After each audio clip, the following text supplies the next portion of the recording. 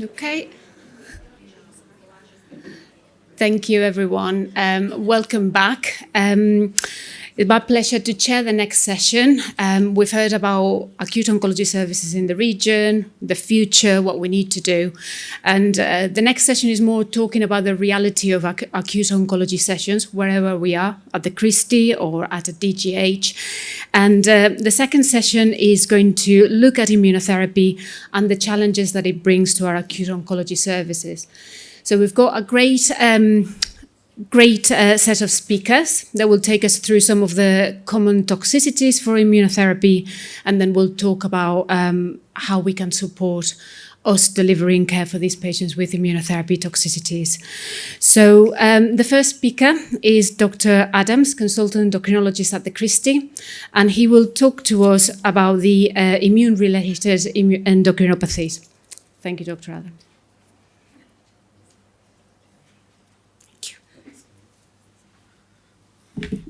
Well, thank you very much for inviting me to speak. And I think we have 15 minutes. There's loads of endocrinopathies. I'll try and go through as much as I can. And I thought for this audience, using cases to demonstrate the endocrinopathies might be the most useful way of doing that. But, again, hopefully not too much detail, but more focus on the clinical message. So I'm based at the Christie. I spend part of my week doing some acute medicine and acute oncology as well. So just as a brief introduction, because I'm sure others will touch on this, and I really don't want to spend too long on the science of immune checkpoint inhibitors. But as a summary, what the checkpoints are in our immune systems are a built-in homeostatic mechanism to protect us against autoimmune disease, against attack from our own immune system. And cancer cells manipulate that to protect themselves from attack by the immune system. So there's clearly this genius idea to inhibit the checkpoints and therefore attack the cancer cells, but it comes back to why they were there in the first place. If they're there on innate cells, that leaves these cells susceptible to damage. And the endocrine system is full of checkpoints. And you'll know from your general medicine and from just observation that lots of autoimmune disease presents with endocrine illness. So the endocrine system is rife and is really a target for the immune system. So I'm going to start off with the first case to try and grip your attention. And this is a man who is 49 years old. He had metastatic melanoma, was doing quite well on a checkpoint inhibitor, and had just had 3 cycles worth of treatment. In his background history, he had a medical history of sarcoidosis, having been on prednisolone 10 milligrams for 10 years. So that's very relevant in that he'd been on a very stable dose of prednisolone. And very diligently, my oncology colleagues who I slate for not checking glucose parameters in this patient had been doing this religiously, and which is why I choose this case to actually give praise and keep up with that collegiate atmosphere. And you'll see that this patient had completely normal glucose readings and a normal hemoglobin A1C in the outpatient department. And this is in November of the year that he presented. At the time of cycle 4, his blood glucose, none of us will bat an eyelid over that. It's completely normal. But scarily, 8 days later, and the patient was very scared, he presented with the symptoms of abdominal pain, lethargy, polyuria, polydipsia, and weight loss. I think we all know what's going on. But the scary bit, and the reason I put that in a box, is that it's only 8 days worth of symptoms. The patient then presents to hospital 10 days after his cycle 4 with 8 days worth of symptoms.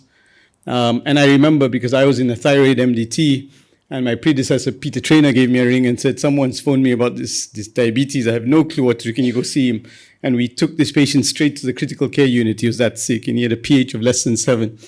So this patient, completely well, 8 days worth of symptoms, and now in the critical care unit with severe DKA, fighting for his life. Very, very scary side effect, which is why I've chosen to start with this, although rare. So this patient presented, as the name would suggest, diabetes, because his random venous glucose was 36.3. It was 5.8, if you remember, 10 days before. He had ketones, and he clearly was acidotic. So we diagnosed him as having immune checkpoint inhibitor, diabetic ketoacidosis.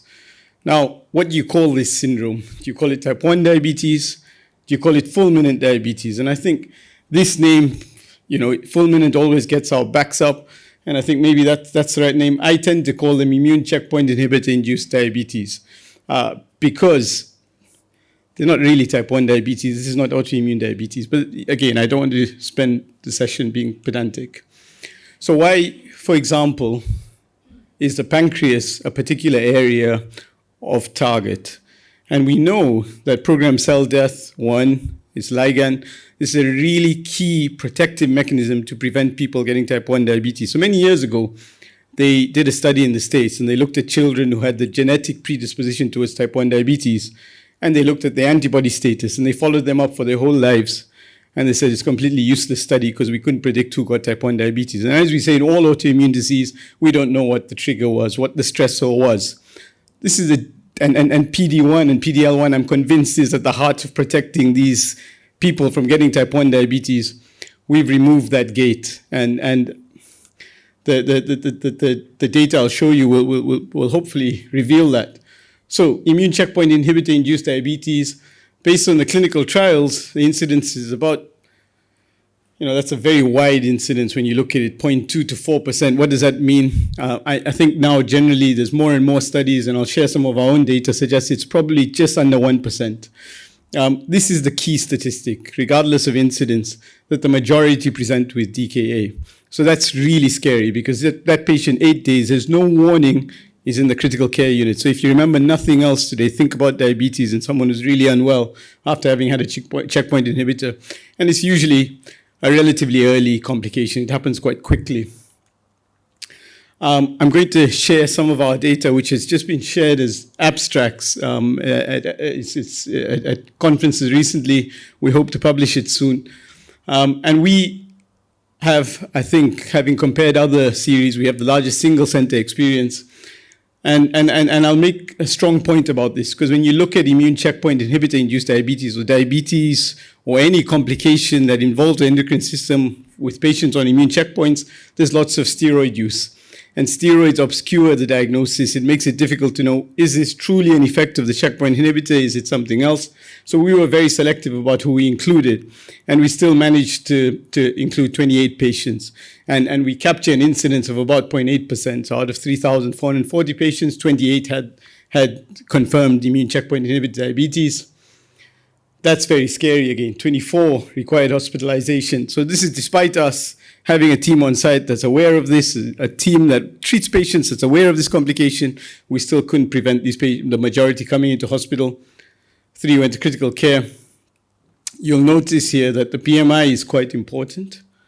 And people who have had pre-existing diabetes, don't let that catch you out. So someone who's on metformin, pretty well-controlled diabetes, all of a sudden becomes polyuric, polydipsic. Don't say you've let go of your diet or whatever it is. It's probably their pancreas failing. They need insulin immediately.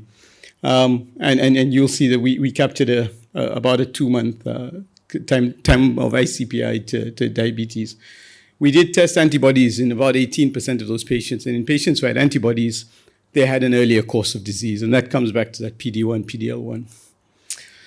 So how does this differentiate itself from type 1 diabetes? Again, this is a comparison, a literature review that's been done by a colleague, formerly was in Manchester. And as you'd expect, these are older patients with a higher BMI. And this is the key. There's no honeymoon period. So it happens very quickly.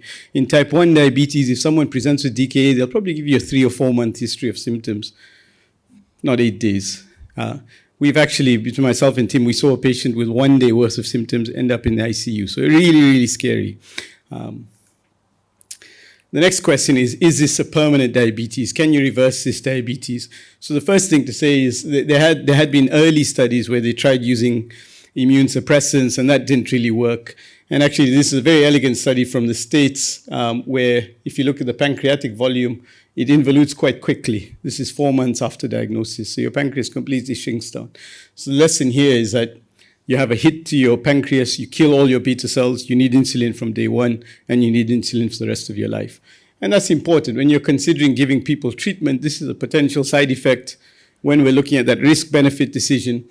Is it worth getting diabetes? In summary, therefore, prompt recognition and treatment is what you need. And I'll just point you towards the Joint British Diabetes Society and UK Chemotherapy Board guidelines, which are accessible online.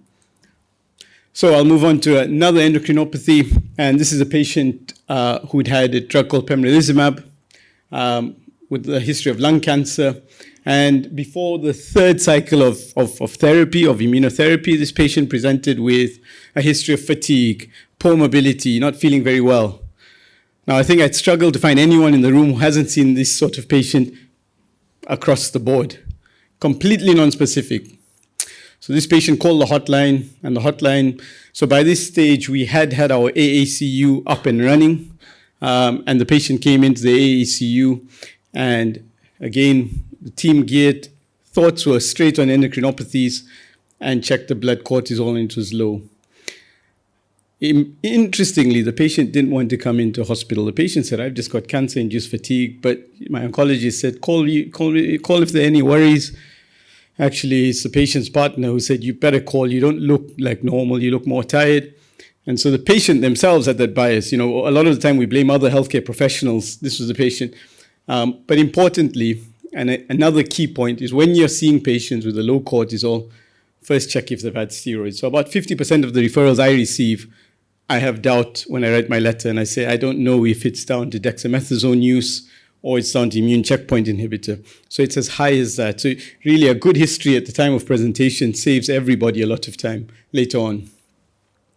So the patient had a low cortisol, started on hydrocortisone. The ACTH, which is the pituitary hormone that governs whether the adrenal glands make cortisol, was undetectable, which is what you'd expect when the pituitary gland has become inflamed. But all of the other pituitary function was normal. And the patient was then referred to me by Dr. Cooksley and colleagues in the ambulatory care unit on an urgent ambulatory care pathway, which I'll share just now. And it's really in the theme of what we've been talking about this morning. We then organized an MRI scan of the patient's pituitary, which was normal, and we just refined the dose and gave the patient steroid education. So that's the other key point to remember. And there's a Royal College guidance now about this, about steroid sick cards. And if you're using steroids, which we all do, then you really should be pointing patients towards safety resources.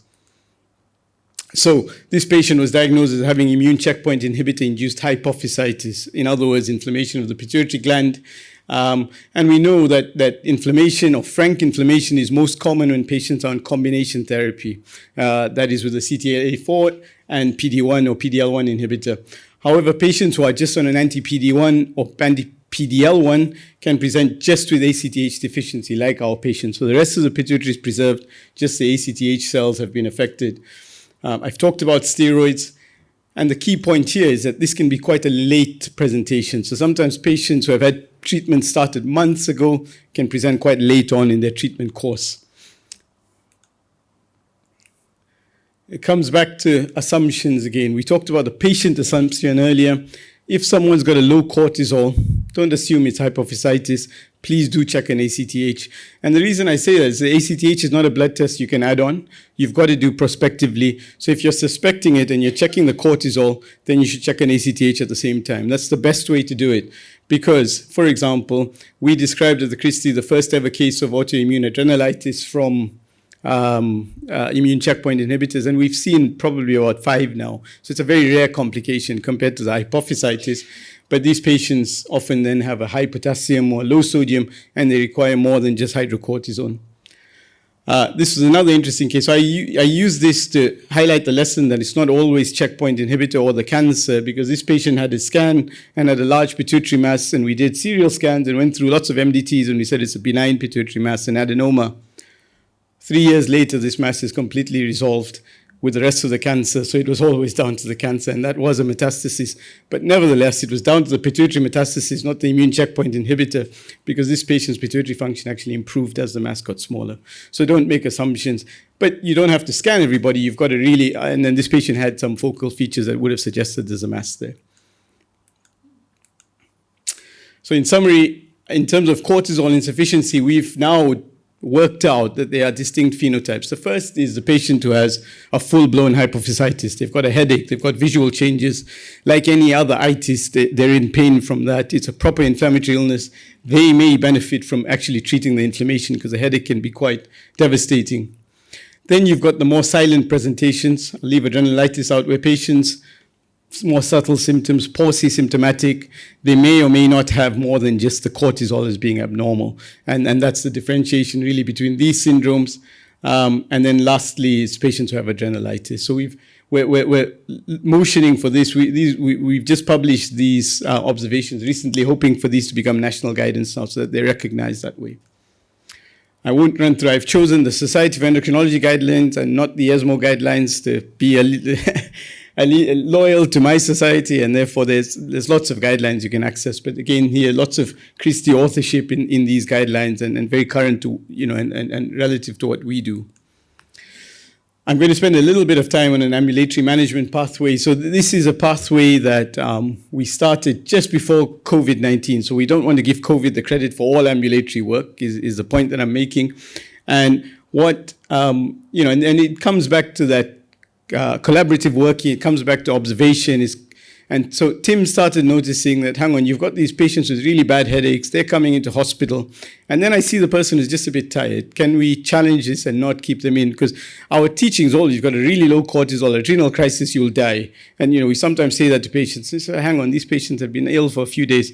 So can we start treating them on the ambulatory unit, observing them for a bit, and then seeing them in clinic? So we developed an understanding between us that we would do that.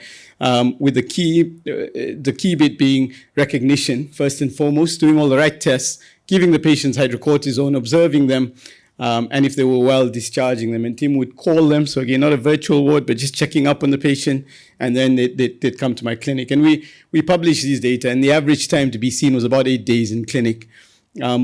We followed that on with a larger series just recently published as well now, and we've now looked at about 14 or 15 patients. And these are patients with hypophysitis, not just isolated ACTH deficiency, it's the whole spectrum.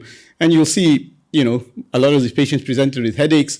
But again, the key here is you get a really good, thorough, acute workup of these patients. So by the time they come to clinic, all we're doing is refining their care, and the patient's getting this education in dribs and drabs, but really building on what the last colleague said. So it works out really nicely. And then finally, a case of an 80-year-old man with lung cancer. He'd been doing okay. He'd had 5 cycles of pembrolizumab, now presented with nausea, cognitive slowness, fatigue, dizziness, and constipation. Again, not uncommon. Very, very common symptomatology for anyone presenting. A lot of the time we diagnose a UTI without any other symptoms. We just say UTI, but that's not how we roll at the Christie. And colleagues check the thyroid function test very early on in their admission, and this patient had acute hypothyroidism. So it's quite rare nowadays to see acute hypothyroidism presenting outside of this setting. And we've now seen 2 or 3 patients, older people with confusion, where we've found it to be checkpoint inhibitor induced. And you'll notice the inflammatory pattern of this. Normal thyroid function test, very brief thyrotoxicosis. Again, no one would really think twice about those thyroid function tests, just outside of the normal reference range. And then 2 or 3 weeks later in hospital, confused. So very quick. I'll skip past this in the interest of time, other than to say this is a very, very common side effect. And we're about to publish our data. At the Christie, we've now captured hypothyroidism in about 40% of patients. So, this is far higher than what the clinical trials reported. There are other rarer endocrinopathies, which hopefully none of us will ever have to manage because it's really challenging. So it comes down to, as my last couple of slides, what are the challenges of managing these? Because that's the theme of today. Endocrinopathies. The first thing is, I hope the cases I've highlighted, apart from the diabetes one, non-specific symptomatology, you've really got to be switched on to work out that it might be an endocrinopathy. The second thing is that these things happen quite quickly, so you've got to act quickly. The third is that as we use more and more, and sometimes it hurts me. I know oncologists get excited. I see clinical trial, colorectal cancer, neuroendocrine tumors. It's more work. There's more endocrinopathy. That's all that goes on in my mind. Every time I see a positive trial, I just, a bit of me dies. And so we're going to have more and more and more of these patients presenting. So we've got to have the systems to cope with these. Not just the acute bit, but also the follow-up. How do we get these patients followed up in an expert manner? And I think you can't do any of this without partnerships, so good partnerships between all of us. So I'll stop there. Thank you very much. Any questions now? Yeah. I'm just thinking that perhaps the talks are very distinct, so perhaps we'll take a couple of questions now for Saf. If anybody in the audience would like to ask Dr. Adams a question. Yvonne, Jane, Yvonne, you go first. Okay. So Okay. that's fine. So, Saf, can I ask you just to take a just over here? seat there? Yeah. No problem. Okay. So you'll have to keep your question for the end, Yvonne, I'm afraid. Next up is Dr. Cooksley. I think everybody in the audience have met or spoken or dealt with a team about an acute patient. I have, for sure. And Tim is a consultant in acute medicine and is going to talk to us about the management on immune-related colitis. Thank you, Tim. Thanks, Kalina. Because I never do as I'm asked. I have no slides either. Because I never do as I'm asked, because I never do. What I'm going to do is actually talk about how you might work up a patient looking at colitis as an example, but also some of the wider themes of how you might manage somebody who presents to the acute medical unit or the emergency department who's on an immune checkpoint inhibitor, avoiding hormones because Dr. Adams just done that, and avoiding the lungs because Dr. Hughes is going to do that after me. So that's what we're going to do. Saf has beautifully defined how these work, so I'm not going to touch on that, so that saves a few times. And you all know now, I presented this slide to you all before, I'm sure, that as you know, once those T cells are activated, we can get inflammation in virtually any organ system. And the approach to how we do this is different depending on the organ system involved. Unlike our classic myelosuppressive treatments, the timing of this is very different, as you know. So classically, when we used, and our emergency department colleagues are getting used to this idea, they're used to people getting chemotherapy like carboplatin, cisplatin, so they expect when the patient comes in, they're going to be unwell within the 10 days. And so they don't understand, we've had this 3 or 4 cycles, how can you be unwell? And it's important that you reflect and you remind colleagues who work in emergency and acute medicine that the timing of these toxicities is very different to those that they're used to. And depending on the organ system involved, will depend on when that happens. And so for the endocrinopathies, it can be much later. The skin is usually the earliest, but there's a variety of all of them. And it depends whether you're having combination checkpoint inhibition or single agent treatment. The frequency varies again with the type of checkpoint that you're having and also which organ is involved.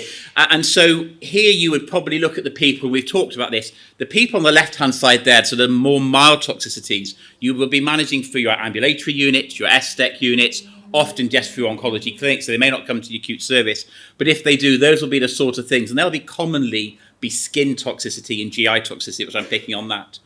When we come to the sicker patients you'll be seeing in your emergency department or on your acute medical unit, there's a much higher proportion of patients there with GI toxicity. So that's the most likely thing you're going to see on the acute medical unit and you're going to be supporting colleagues within the acute medical units and emergency departments. There's lots of guidelines. There's the ESMO guidelines that people use, the MASS guidelines. Many of you guys will use the UCONS guidelines as well.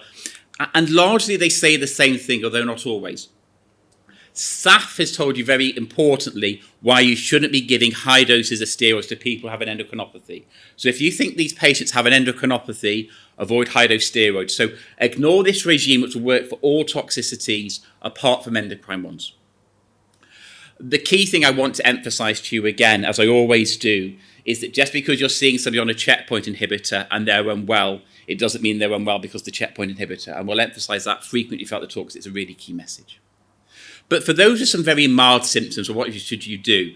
So let's just say you've seen the patient in clinic, they've got an ALT of 70, they're very well. Well, actually what you do at that stage is just say to them, look, you've got this slightly abnormal blood test, we don't need to do anything at this stage.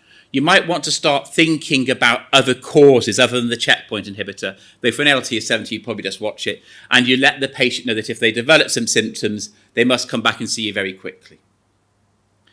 For those with grade 2 toxicities, this is the sort of level where you start to think, well, they might need to start giving them some treatment.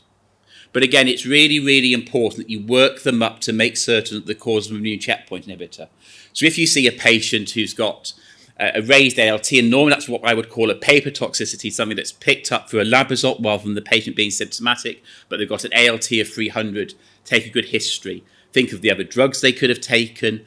Think about whether they've just had a night on the town and, they've really enjoyed themselves, because that will give you an LT, not normally 300, but certainly a couple of hundred.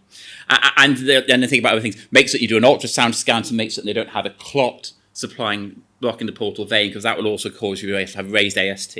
But it may well be, and if you've got to the point where you think actually they've got some other things, they've got a bit of a rash, they've got some other things, you may have decided that actually after your clinical assessment, you think this is most likely related to the immune checkpoint inhibitor, and therefore you should start the patient on corticosteroids, usually at 1 milligram per kilogram. And again, most of these patients can be managed as an outpatient or for an ambulatory care unit.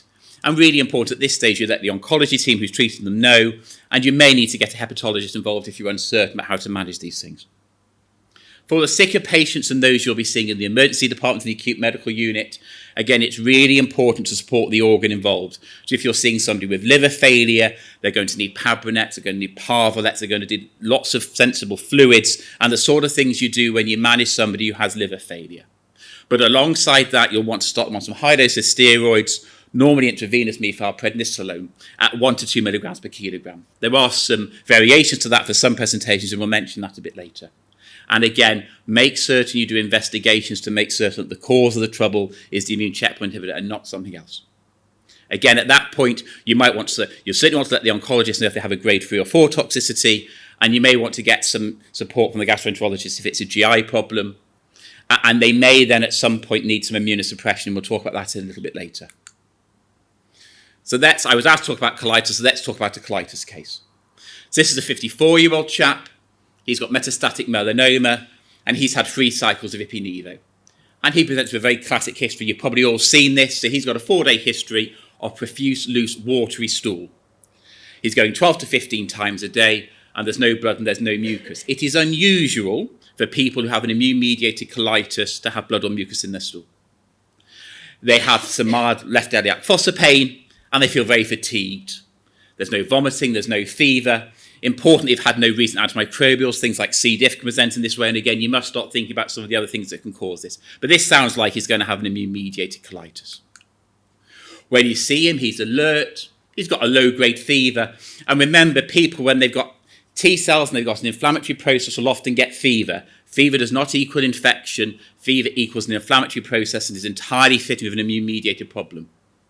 There's no rash or sign of vitals, something else that might suggest another organ system's involved. The heart rate's 110, and they've got some mild left iliac fossa tenderness on examination, but not a lot else. You look at their biochemistry, they've got low sodium, low potassium, their renal function's preserved, and they've got raised inflammatory markers and signs of systemic inflammation with a low albumin state. Importantly, the thyroid function is normal. What's going to kill this person first? What's going to kill this person first? I'm going to ask the audience. What's going to kill this person first? Have a hand, some hands. What's going to kill this person first? Low potassium. So we're all going to get worried about the steroids. You're going to say, don't forget to give the steroids, and you're going to forget to give the potassium, and a couple of hours later, the patient has a ventricular fibrillation arrest because you've not treated the potassium.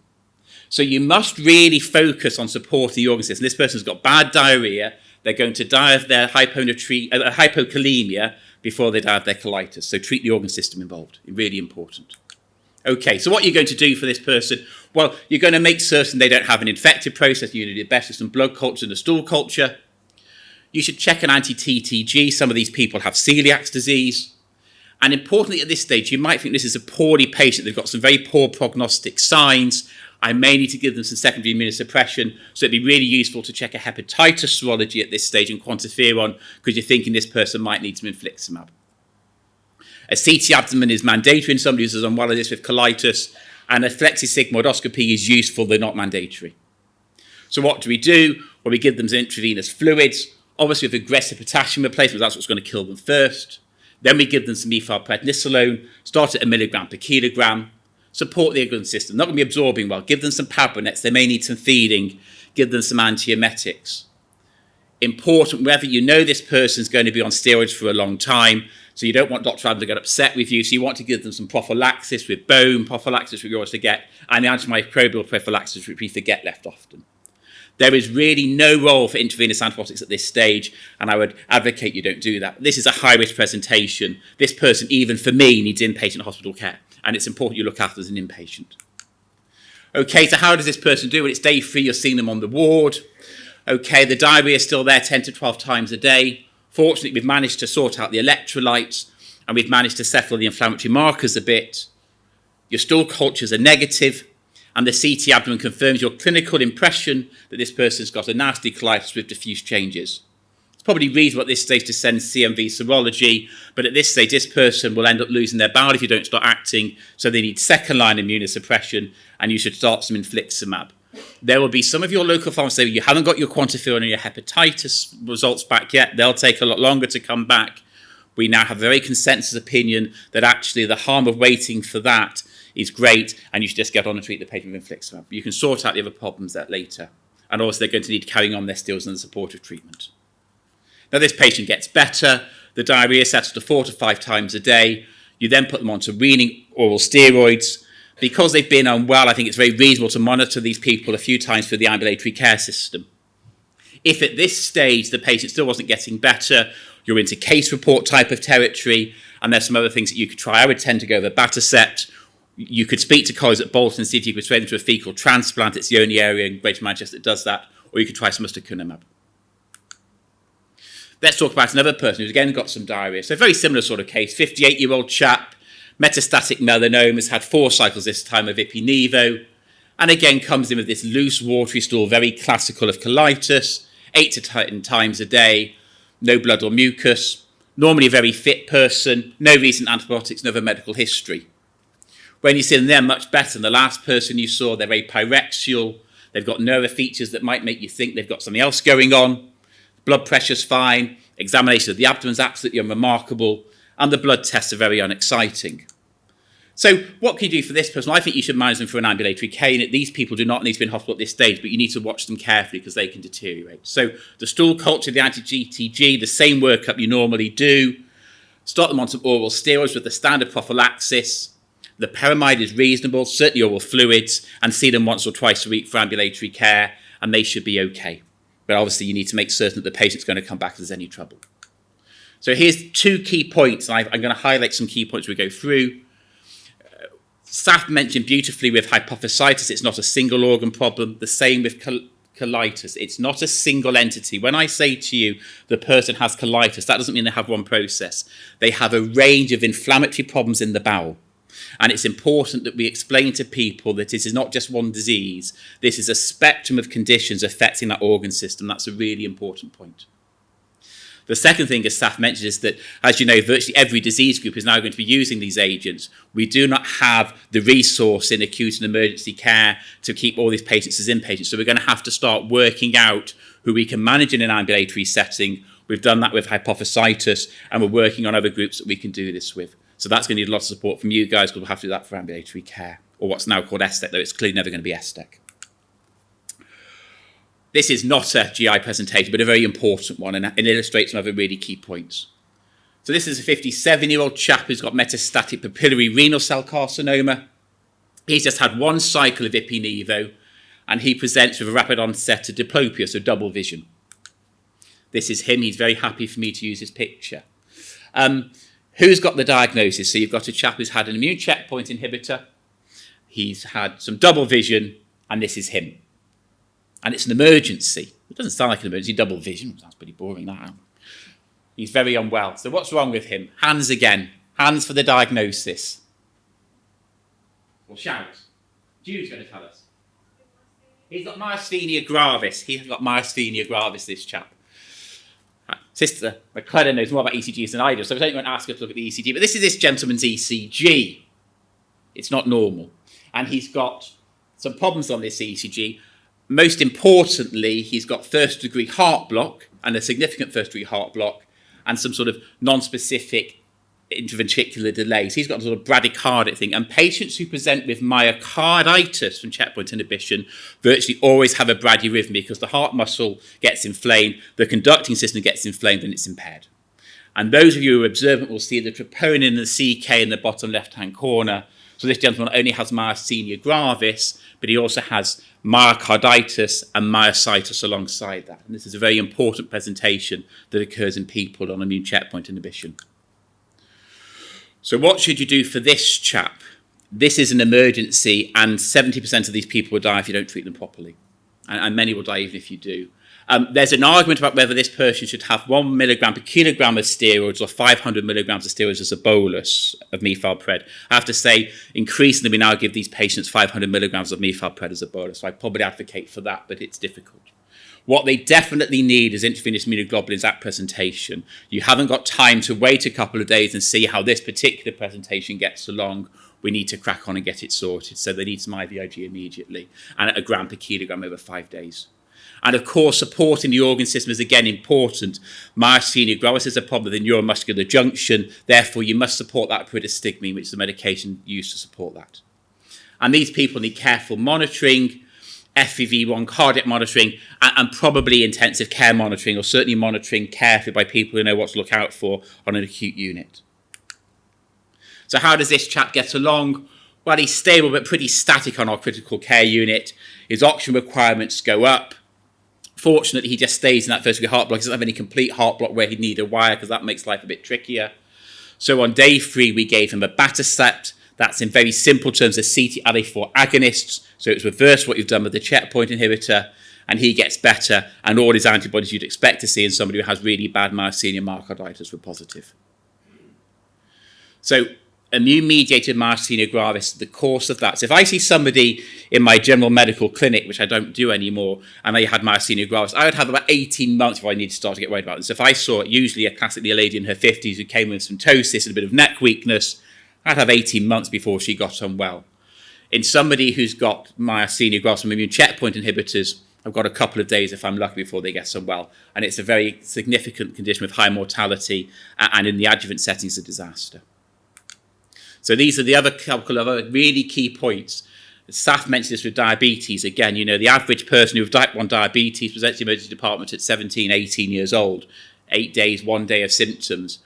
People who have severe and significant immune-mediated problems from their checkpoint inhibitors get sick very quickly. They have a much more rapid course than those with de novo disease, those with standard autoimmune disease. And it's important that colleagues understand that.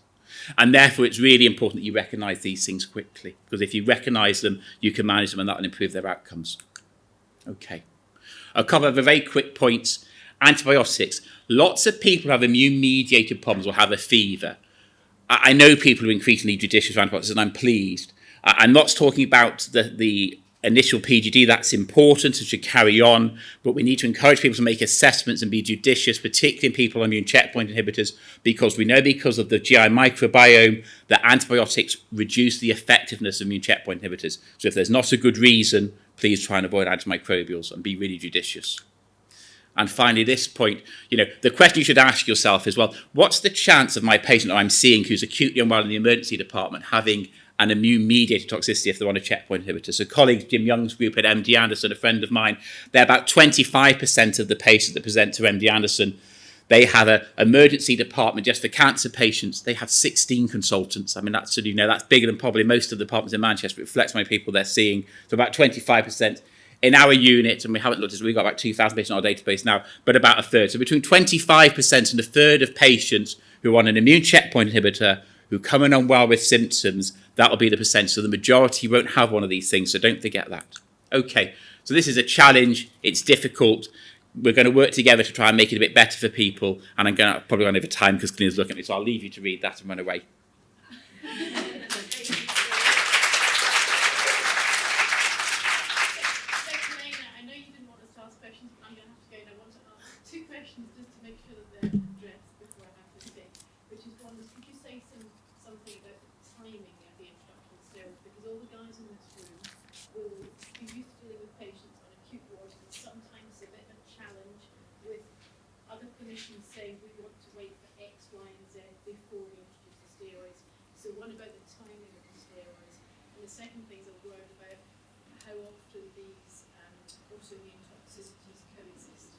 So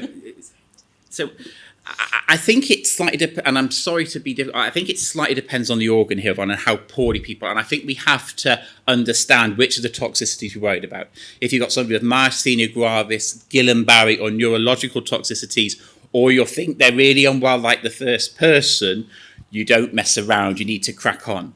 For those who come in who they're well, so let's just say they've got an acute kidney injury, but the potassium's okay, the acid-base balance is okay, they're reasonably well in themselves, and they've been on some nephrotoxic, the diagnosis is slightly unclear, those are the people you want to work up for two reasons.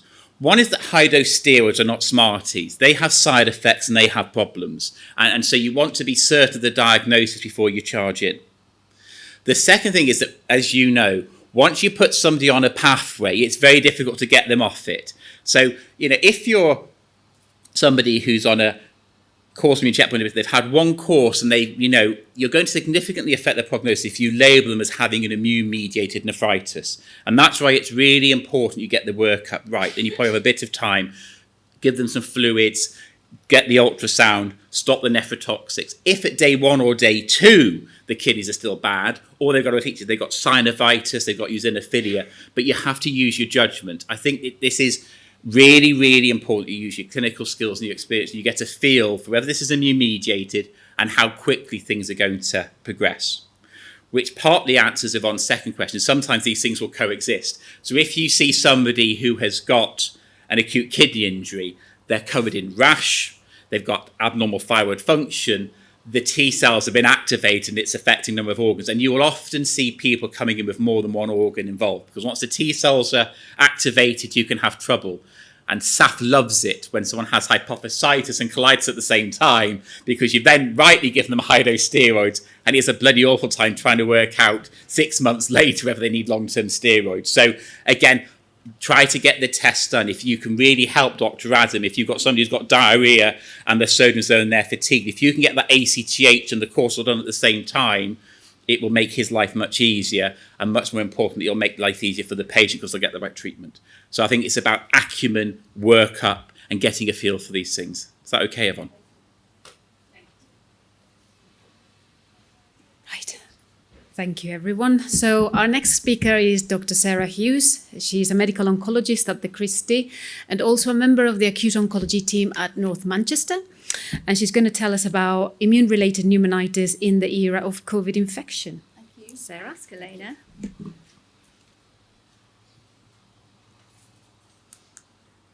Thank you. Thank you for the introduction. And you'll see also from my talk and the previous two talks, there is quite a lot of overlap. So I may just sort of, in the interest of time, skip through some things quite quickly. Very important messages that are definitely carried through. So I'm going to talk today about immune-related pneumonitis, its management.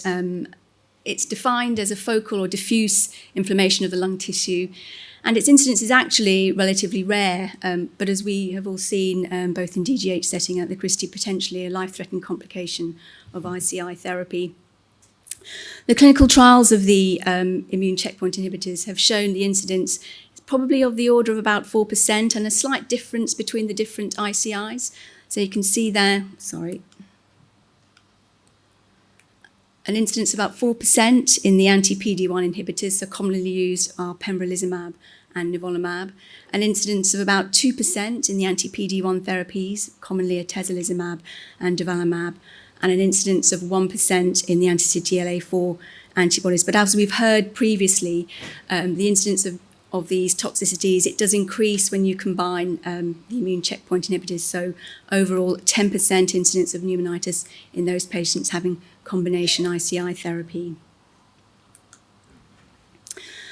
So the risk factors for developing pneumonitis with ICIs, they're not really very well elucidated. We see that possibly those patients who've had previous radiotherapy, which is a lot of patients, particularly those lung cancer patients, it probably does increase their risk of getting a pneumonitis related to their immunotherapy. And we know, of course, that previous radiotherapy in itself carries its risk of radiation-induced pneumonitis. We also believe that possibly a smoking history and a squamous histology may also increase the risk of this complication.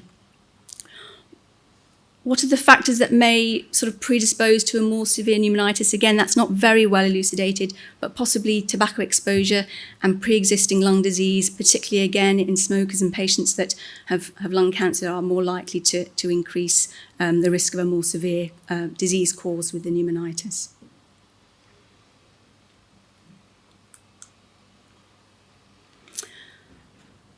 So we know that making this diagnosis of pneumonitis, it can be challenging in patients with cancer, particularly because of underlying inflammatory lung conditions. They're also likely to be having potentially concomitant anti-cancer treatments that may increase their risk of other causes of pneumonitis, such as chemotherapy and the targeted therapies, infection, infectious pneumonia, COVID pneumonia. These are all things that have to be considered and excluded when patients are presenting with usually the most common symptom of breathlessness. So we can see here that with the COVID-19 pneumonia, commonly we know that pyrexia and cough are the most common presentation, and really dyspnea is only really a common feature when these patients are becoming more and more unwell. But with the immune-related pneumonitis, nearly universally these patients present, if they're not asymptomatic, which is grade 1 toxicity, they do present with breathlessness and cough, but pyrexia is less of a feature. As has been reiterated before, it's a diagnosis of exclusion, so all the other possible causes of breathlessness really do need to be thought about and excluded in the clinical workup. So moving on to radiology, chest x-rays are not particularly helpful in differentiating between either a COVID-19 pneumonia and an immune-related pneumonitis, but everyone gets one, we all know that. And this is because the interstitial changes that we see with pneumonitis, they're not particularly well appreciable really on a chest x-ray. So this patient here with the COVID-19 x-ray on the left, we can see mainly they've got upper lobe and upper and middle lobe distribution of disease with these airspace opacifications. And the patient here on the left, on the sort of the right with the pneumonitis, more localized distribution there with left upper lobe opacification, airspace opacification there. So essentially, if a pneumonitis is suspected, what we really need, all the patients do really need to have is a high-res CT of their chest with contrast. And both the European and American thoracic societies, they have classified essentially 5 different patterns of radiological disease associated with an immune-related pneumonitis. And these are listed here. Perhaps the most common abnormalities that we see with pneumonitis are these ground glass opacities and also this organizing cryptogenic pneumonia-like pattern with areas of consolidation and also ground glass changes. And those are probably the most common radiological features that we see on CT scans. The other patterns of disease that we see are this interstitial pneumonia pattern and a hypersensitivity pattern of pneumonitis, and everything else is really classified as a pneumonitis not otherwise specified. Sorry. But we can see that, is it all right if I just get a glass of water? Is that okay?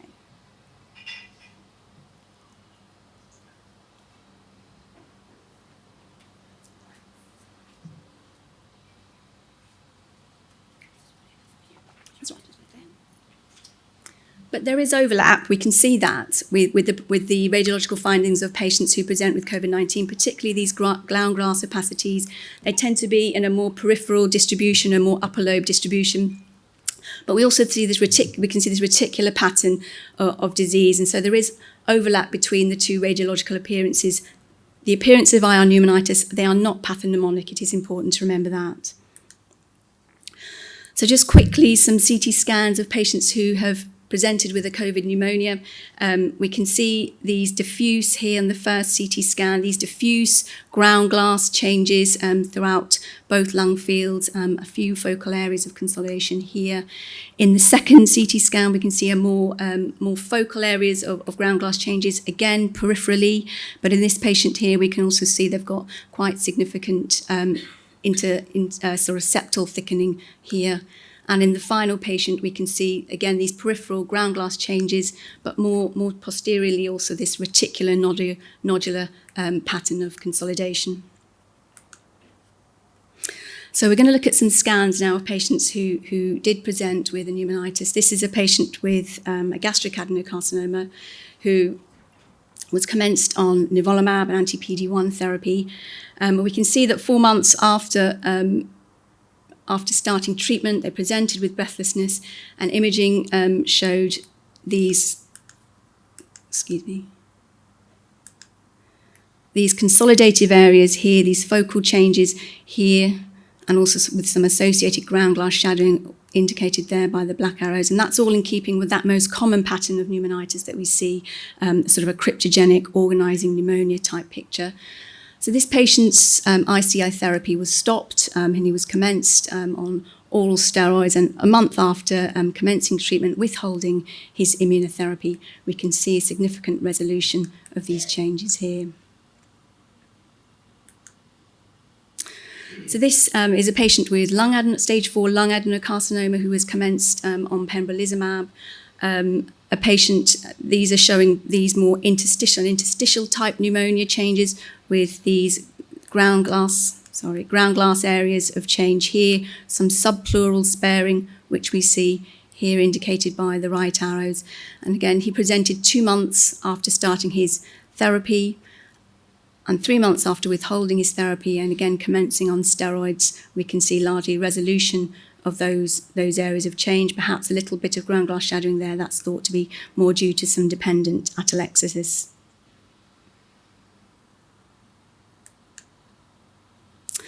And so this is the last patient with imaging that we're going to see.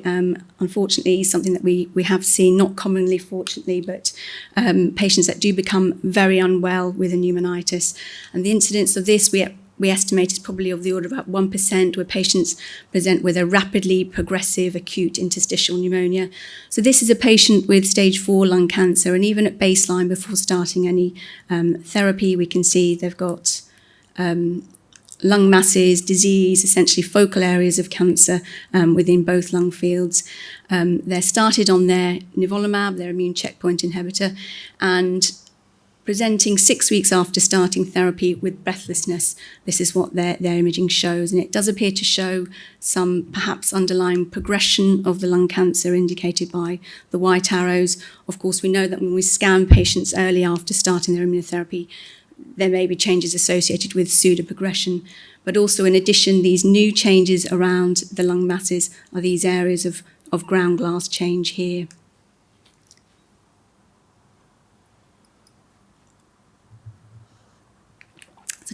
So clearly this patient was very unwell, was admitted, started immediately on high-dose intravenous steroids, but became increasingly breathless, and just 5 days later, his imaging did appear like this.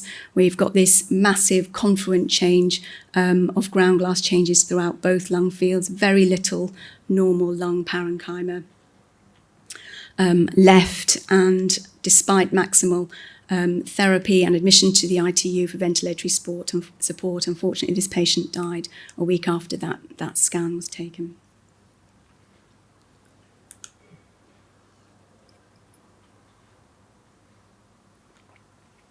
So management, again, it follows the logical steps, I think, that Tim and Saf have already discussed in terms of, first of all, making the diagnosis of pneumonitis, and then grading it and manage it is really, really dependent on the grading of the toxicity.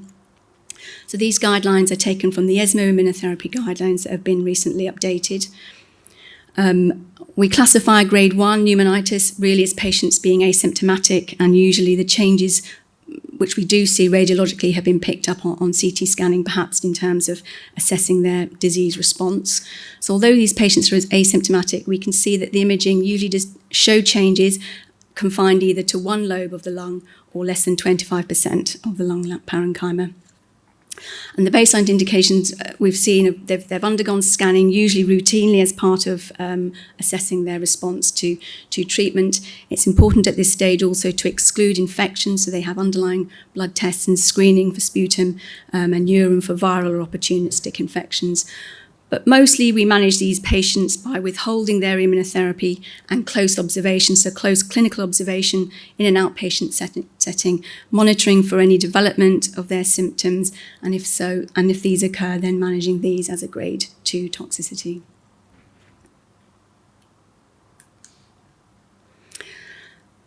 So grade 2 pneumonitis, that's defined really now as the patient's becoming more symptomatic, but usually still quite well, so either developing breathlessness or cough or low-grade pyrexia or chest pain.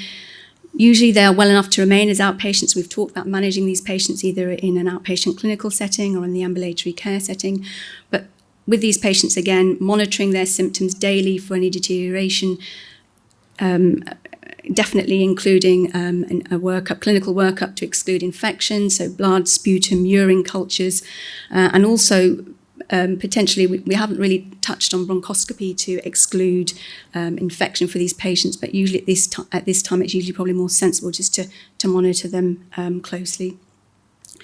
For these patients, definitely the immunotherapy is withheld. If there's any clinical suspicion of infection, antibiotics are commenced.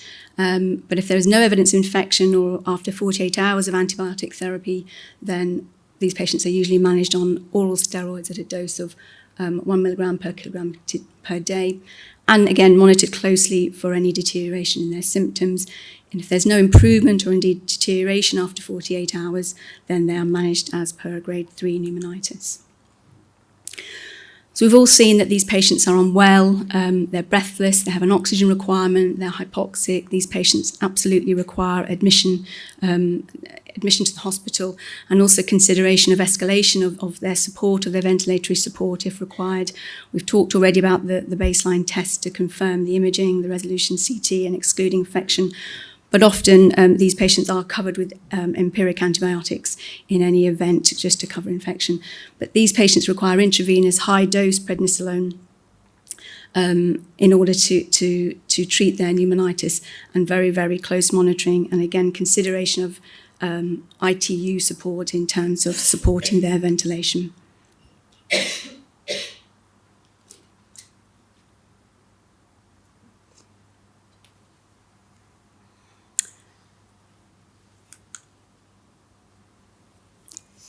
So mostly patients do respond to steroids, but of course we know that some do present with steroid refractory or resistant pneumonitis, and we know that there are now several steroid-sparing immune modulating agents that are used, and their use in this setting with severe or refractory AEs, it really does come from their application to use in autoimmune diseases.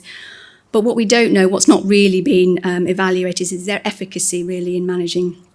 We all know of case reports and we all know of individual cases that we've seen in the hospital where these agents have been successful in managing refractory IRAs, but really their safety and efficacy have not been evaluated. And also what hasn't been established really is also their effect on response to the immune checkpoint inhibitor therapies. So that all does need to be prospectively evaluated. So Tim has already mentioned some of the biologic DMARDs that we use, including the anti-TNF alpha drugs like infliximab, and also several of the anti-interleukin therapies. What we tend to use at the Christie in terms of managing a refractory pneumonitis that has not responded to high-dose steroids is infliximab at a dose of 5 milligrams per kilogram. And that's given once, and potentially at 2 weekly intervals if needed, as second-line immunosuppression. Where it is to be considered, so when patients have not responded to second-line immunosuppression, some of the conventional synthetic DMARDs that we do consider using are mycophenolate, mofetil or cyclophosphamide, but others that can be considered are methotrexate, hydroxychloroquine and sulfasalazine.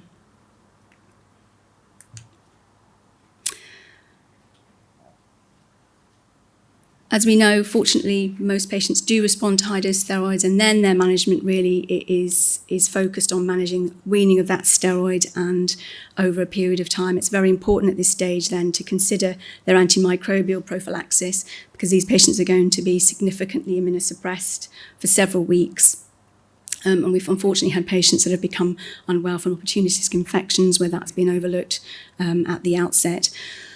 So for the patients that have presented with a grade 2 pneumonitis, we usually anticipate that the steroid wean is going to occur over about 4 to 6 weeks.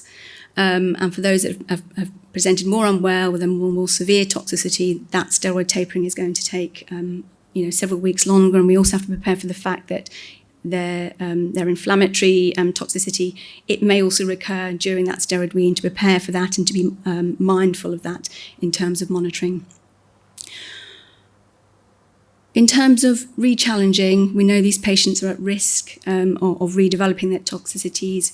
We do consider on an individual basis those patients that have presented with a grade 2 toxicity, reintroducing their immunotherapy. This, of course, has to be balanced in terms of potentially the benefit that they'll get from that in terms of the risk balance ratio of whether they become more unwell with a further toxicity. But I've had individual patients who presented who we have successfully re-challenged with their immunotherapy. And it just goes to show you the variability of the immune system, that often these toxicities, they do not recur on re-challenge. And that's it. Thank you very much.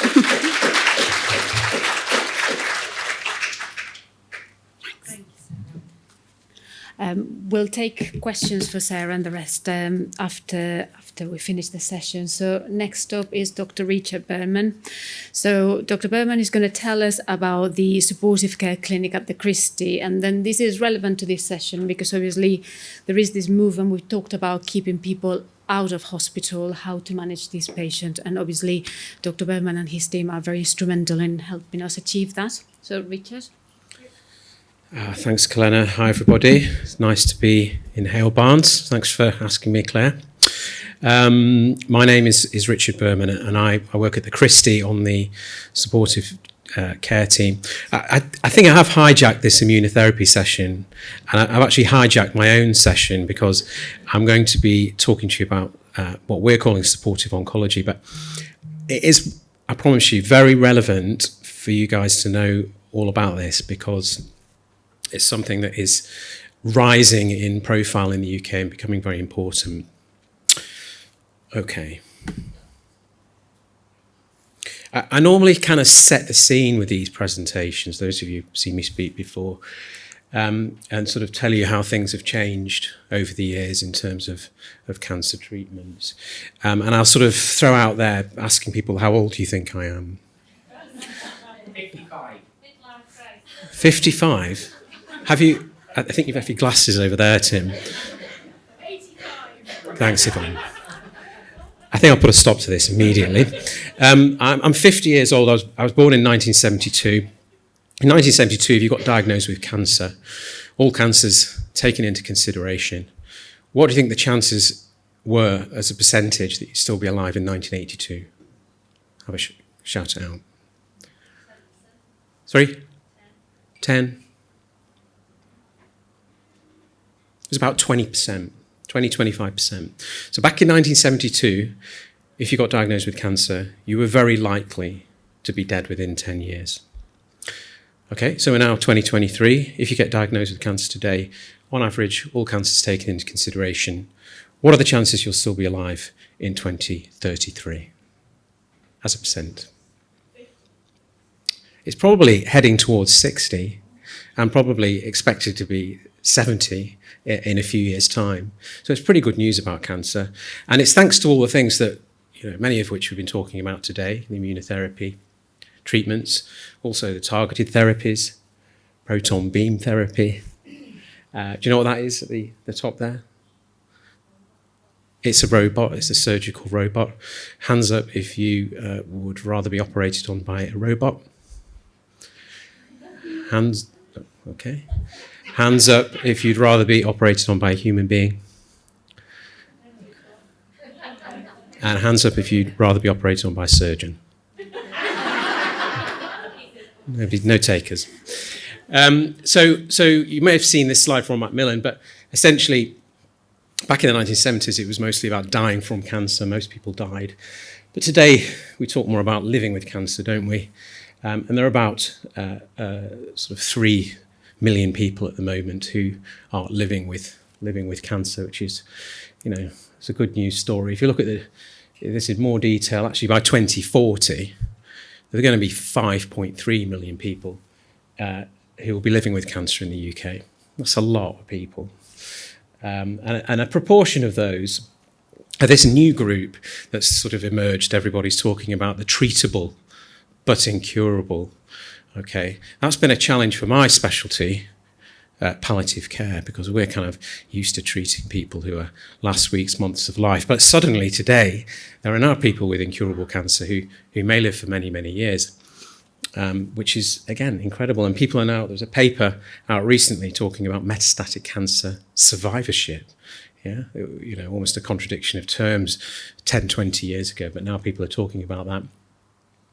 And of course, there are more and more cancer survivors. And just because you've survived cancer doesn't mean life's okay necessarily, because many of them will have significant problems. About 1 in 4 live with the long-term cancer consequences of cancer and its treatment. But the problem is, are we set up to help look after all of these people in these changing cohorts, this changing demographic? So as a palliative care consultant in the Christie, I kind of got interested in all of this because I actually started to notice that the types of referrals we were getting to palliative care were really quite different to how they used to be. So I got interested in supportive care. We are now calling it supportive oncology here, because supportive care can sometimes be mixed up with palliative care or best supportive care, whereas supportive oncology kind of fits nicely with all the other oncology things. But basically, it includes all of us. Anyone who works to help prevent and manage the adverse effects of cancer and its treatment, you're part of supportive oncology. So it's a big umbrella, and importantly and differently from palliative care, it extends to include the whole spectrum of the disease. So it includes those on curative treatment, those who are living for many, many years with incurable disease on treatment or off treatment, and cancer survivors. But it requires a different skill set to what I learned, and there are many, many gaps in how we, in what we understand about how to manage patients who live with cancer for many years, even incurable cancer. How do we manage pain, for example, in somebody with metastatic cancer who has a prognosis of many years on treatment? We don't know, okay? Probably it's not the WHO ladder. It's going to be something very different. And supportive oncology includes all of us, multiple specialties, endocrine with Saf and his team, Tim with acute oncology and his team, and many, many other supporting teams in the cancer centre and the cancer environment. So the aim of supportive oncology is all of this, and I'm sure this is how you practice too. Targeted treatments consistent with stage of disease, improving quality of life and preserving function, improving survival and quality of that survival, allowing our oncology colleagues to give treatment so the patients are fit enough, and assisting in diagnosis and treatment. It seems that there are 4 categories emerging, 4 categories of patients emerging across the spectrum of the disease: those on curative intent treatment, the fast-growing cohort of incurable but treatable, best supportive and end-of-life care who are no longer on treatment, and cancer survivors. So when we started looking at this a few years ago at Christie, we labelled it enhanced supportive care, and we started an enhanced supportive care clinic. And the idea was to sort of start the ball rolling, implementing supportive care services within cancer centres. And we very quickly showed some positive results in terms of patient outcomes and also benefits to the health economy. And it was actually picked up by NHS England because it fitted with their strategy at the time back in sort of 2015. And enhanced supportive care is now delivered across 25 cancer providers in England. It was a Manchester thing. Okay, everyone from Manchester? Have you heard of enhanced supportive care before today? Some people have, some people haven't. It was a Manchester thing. And we now run a 5-day-a-week enhanced supportive care clinic at the Christie. See, I really like it. Obviously, I really like it because I work in it. But the great thing about it is that if you are a patient with cancer, you've got enough to go through and you've got enough headaches. So if you have a problem, you just want to be seen quickly by the right person. You don't want to be phoning 10 people saying, what do I do? Where do I go? When can I get seen? You don't want to have to wait 4 days if you're in pain or if you're feeling sick. You need to get sorted. You need to get good access quickly. So the Enhanced Supportive Care Clinic offers that 5 days a week. And we kind of sell it as it's management of emergent problems. So problems that are likely to develop, become worse and lead to admission. So it's getting in early and trying to sort the problems out. And the other thing about it is it doesn't matter where you are in the cancer spectrum. we'll see anybody, cancer survivors, people on curative treatment. It doesn't matter, we'll see you. It was previously a joint effort with myself. Everyone's mentioned Tim in their talks. It wouldn't be right of me not to mention Tim in my talk. It was much better when it was me and Tim, because we had acute oncology as part of this, and also Jerry, who was the AMP. Unfortunately, COVID kind of put pay to it all, and it sort of fit that relationship fizzled. But we can get it back. We can get it back. But since we've had a temporary separation from acute oncology, we have got a full-time pharmacist and full-time physiotherapist in the clinic, which is great. The data, we were talking about the data before. Claire was saying we need more data. There's loads of data about this from Manchester and also nationally. So this is our data from a study that was done at the time when I was working with Tim. Sorry. It showed that we were doing pretty well, yeah. So patients reported reduced pain, so at 4 weeks, the pain reduced down from 36% at baseline to 23% at the four-week point. That was severe pain. Reduced anxiety, again, significantly better from baseline to 4 weeks. Patients felt more confident in preventing their own discomfort and pain at the 4-week time point. There was improved quality of life using the EQ5D questionnaire. Reduced outpatient burden was significant, and we showed, like many other ESC services do, reduced emergency admissions, although in our study it didn't quite reach statistical significance. And what about patient experience data? Most of our patients, so we tend to see that this sort of pain management is the big problem, probably the most common symptom cancer patients get. But patients reported positive benefits from the being seen in the ESC clinic. However, as is the case probably now, and I'm sure amongst some of you, probably not aware we even do it. Okay, and patients aren't aware we even do it either. So there's a good service out there, responsive, rapid access. Not a lot of people know about it. And our data is kind of replicated by other centres. So here, University of Sussex, Gloucestershire, Clatterbridge, Bristol, and more recently, Korea. Yeah, so Korea, a centre in Korea, has started doing enhanced supportive care, which is amazing. I'm famous in Korea. Not North Korea, South Korea. I won't go to North Korea. And then ultra recently, this month, publication of the biggest enhanced supportive care study, which was across 8 cancer centres in England over 12 months. Christy weren't part of it. I'll tell you the story over a beer one day. But Christy weren't part of it. And it showed, there's no commissioners here. Any commissioners here? Okay, so enhanced supportive care over 12 months brought around reductions in secondary care usage and saved a total of £8.5 million, okay?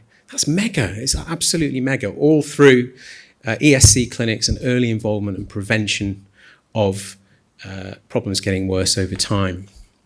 So there you go, there you have it. We've got the data. Proven benefit.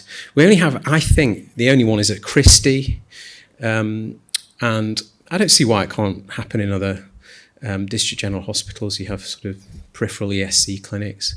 I think maybe the Christie would be like the main hub, and then you might have sort of smaller services out there. There's no reason why not. I mean, it's better, isn't it, for patients in terms of travelling, again, something that we mentioned before.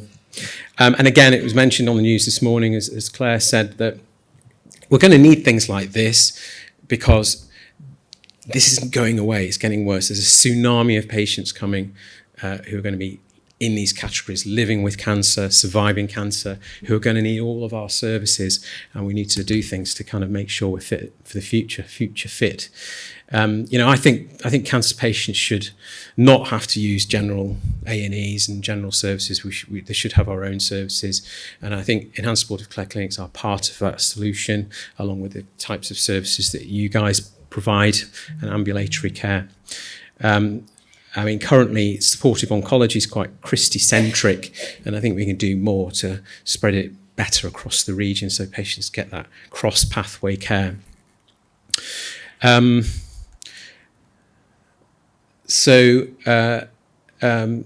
in Manchester, national momentum. So we now have UK Association of Supportive Care in Cancer, which is an affiliate, will become an affiliate of the Multinational Association of Supportive Care in Cancer.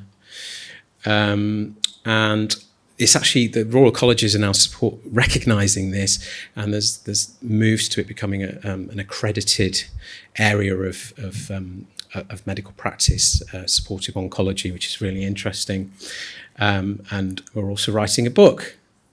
If you're interested, please follow us at UCASC and try and get to our conference on the 12th and 13th of October in Manchester. You can get information through the School of Oncology. Thank you.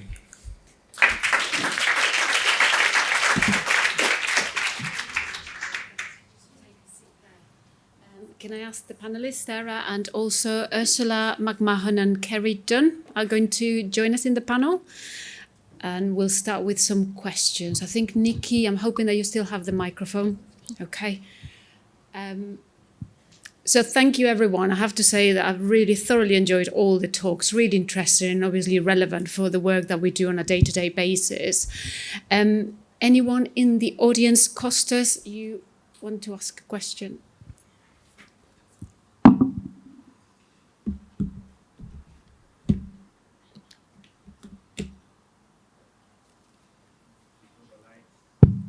I like challenges thing.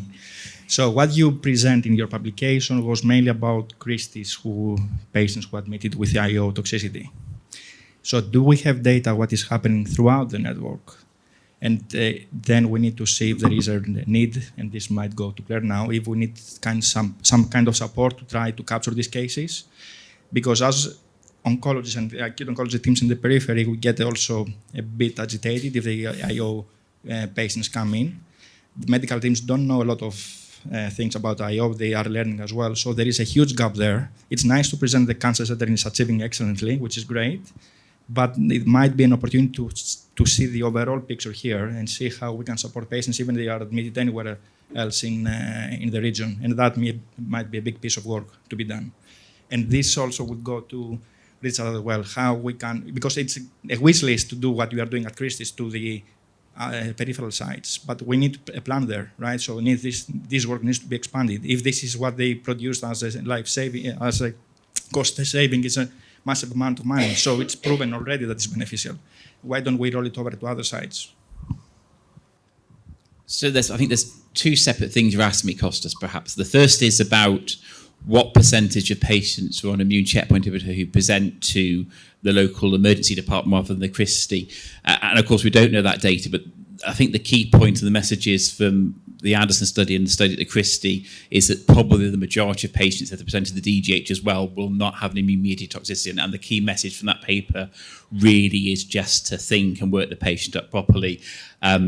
There's much large numbers of data out there. I suspect, though I don't know, that probably the more patients going to the emergency department will have a non-immune mediated toxicity. I suspect, but I don't know that. And as you say, we need to know that.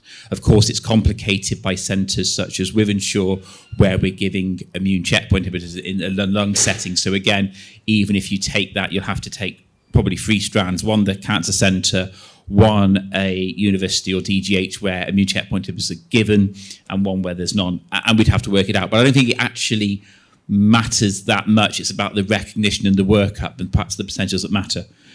The second thing is about, can we set up ambulatory services such as the hypophysitis in DGHs? And I guess I'm going to be controversial and say perhaps the answer to that is no, for 2 reasons.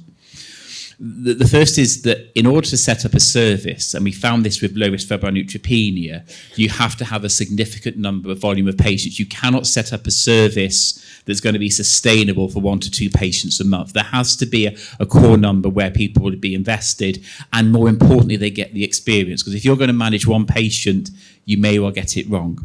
And so I think you have to have that experience. So I think that if you saw somebody at Tameside, for example, and you thought they had hypophysitis. I think the thing to do would say, look, I think this patient has an immune-mediated hypophysitis. I think they can go home, and then give myself or Saf a call, and we can then put them on the pathway and do a sort of a hub and spoke model.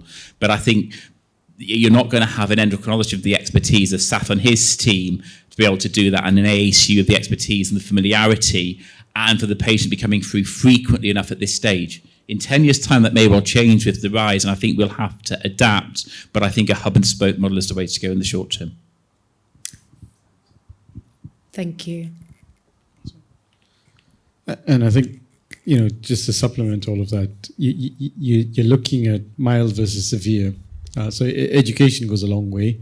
And I know I've had conversations with endocrinology colleagues who are experts in diabetes who are stunned and caught out by immune checkpoint inhibitor induced. One of the things we don't do well, and this is, to give a different perspective to what Tim is saying, is we don't actually code these patients well at all. So the article I cited, that the piece of work that I said we're trying to get as national guidance now for the endocrinopathies at least, classify them properly. What we put in the back end of that article is proposed SNOMED codes. Because these patients go to a hospital, they might be said to have hypothyroidism. So if you were trying to do a data mine on a central level at the moment, it's fraught with inaccuracy. If, however, we had unique SNOMED or diagnostic codes for immune checkpoint inhibitor-induced itis, that's a very different landscape. So that might give us 2 or 3 years to explore these data, to then answer Tim's question and say, how do we prospectively front-end this? So, and to talk about the pace at which this goes, and I put in an application to SNOMED 3 years ago. I've not heard back from them. I'm on the waiting list, and I've been on the waiting list for 3 years for immune checkpoint inhibitor-induced ITs. So, and that was because we were thinking, well, what's the scale of this problem? We only know what we know. So it is a big challenge. But if we could set up something locally where you had centers capturing anyone on an immune checkpoint inhibitor who then develop this through that hub and spoke model locally, we can have a smaller pool of data to call upon as we wait for SNOMED and others to allow us a national perspective. I'll just put it from a perspective of a DGH and acute oncology side. We do have a fair amount of patients that come in with immunotherapy related events, and as you say, they might be lower grade ones. But the important bit from on the floor side is the education and the awareness and the information to the primary providers of what these patients are actually on. I know from a local acute oncology, we provide education and try and provide that awareness about the toxicities, what the side effects are, what to watch out, and how to work these patients up. So I think, in fairness, we have seen a fair amount of higher grade toxicities coming through, particularly of late. And I'm based in a locality that sits very closely with Merseyside as well as GM. So we get a fair chunk coming through our doors. So the essential side is that, yes, we work in a hub and spoke, but not only with the centre based at Manchester, the centres that are based in other localities that sit on the tertiary areas around, because, GM doesn't work in a silo. So, kind of from a frontline point of view, it's ensuring that our colleagues that are providing the primary care have that education and that support as well, to know who to go to, who to, speak to with regard to these very extensive, because these patients can get poorly very quickly. And it's, we have managed patients locally at Wigan when there hasn't been availability at the centres to take these patients on, and I'm talking grade 3, grade 4 toxicities, where we're kind of feeling as an acute oncology service to say that we really shouldn't be having to manage these in a DGH, so it's working alongside that way. Richard, thank you, Ursula. Richard, you wanted to add something? Or you wanted to say? I wondered where that No? voice was coming from. I mean, it needs debate and a decision, doesn't it? I would have thought, in terms of, what happens at Christie and which patients go to Christie, and who is it okay to be seen elsewhere, and what sort of services should there be elsewhere? I mean, it sounds like the feeling is that there should be, sort of specialist services in cancer outside of the Christie, but maybe when it gets sort of very tricky situations, then the Christie should be, as the specialist centre, the place where those patients go, whether it's an immune-related problem or a pain problem or whatever. But it feels like we just have to, because this has been ongoing for years, hasn't it, the acute oncology stuff, and it just needs a kind of flag in the sand, and it feels to me saying, this is what we need to do. The Christie is a specialist centre for X, Y, Z and P, and then everywhere else will have, as a minimum standard, an ESC clinic, obviously, an acute oncology service, etc. It feels that's not said, and maybe needs saying and agreeing. Am I right, Kostas? No, can I just add to that? You're absolutely right. I'm just going to follow on what Ursula said, because obviously we both work in Wigan. But it's something that we have said for years, Richard, believe it or not. I don't know if as a group, but certainly that we need more support. We've also have advocated at all levels for all this cancer care to be equal to all the patients' access of care across GM, and it doesn't matter if they're admitted in Wigan, Tameside or wherever, just to have access to the same acute oncology provision and have supportive care. But I guess that, I'm with you on that, and I think we need to be more instrumental, because certainly there is a disparity of what happens across GM, and certainly there is a call for more doing in DGHs, which I guess that, it's been covered already. But my question before, obviously, the floor open is that high-risk colitis, is it for us to manage in Wigan, or should be transfer state to Christie? Because, I can make arguments, pros and cons, as to why it would be nice to have them in Wigan, where there is a gastroenterology service, etc.